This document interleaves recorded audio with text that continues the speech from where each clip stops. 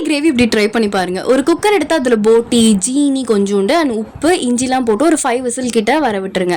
இப்போ ஒரு பேன் எடுத்து அதில் நல்லெண்ணெய், சீரகம், பட்டைலாம் போட்டு நல்லா பொரிஞ்சு வந்ததுக்கப்புறம் சின்ன சின்னதாக சாப் பண்ணி வச்சுருக்க பெரிய வெங்காயம், உப்புலாம் போட்டுட்டு நான் இன்னைக்கு ஏலக்காய் தூள் போட்டிருக்கேன். வேணான்னா ஏலக்காவை அப்படியே போட்டுட்டு தக்காளி வந்து ஆட் பண்ணிக்கலாம். இப்போ பொடிக்காக மஞ்சத்தூள், சீரகத்தூள், மல்லித்தூள், கரம் மசாலா, அதுக்கப்புறம் மிளகாய் தூள்லாம் வந்து நான் வந்து போட்டிருக்கேன்.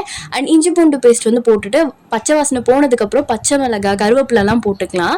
ஒரு 5 நிமிஷம் நல்லா வதக்குனதுக்கப்புறம் ஆல்ரெடி வேக வச்சிருக்க போட்டியும் வேக வச்ச தண்ணியும் வந்து ஆட் பண்ணி நல்லா கொதிக்க விட்டுக்கலாம். இப்போ ஒரு மிக்ஸி எடுத்துட்டு அதில் பொட்டுக்கடலை, முந்திரி பருப்புலாம் போட்டு லைட்டாக மட்டும் தண்ணி விட்டு நல்லா அரைச்சி வச்சுக்கலாம். இப்போது அதையும் ஆட் பண்ணிவிட்டு குக்கரில் வந்து ஒரு 3 விசில் விட்டுருங்க.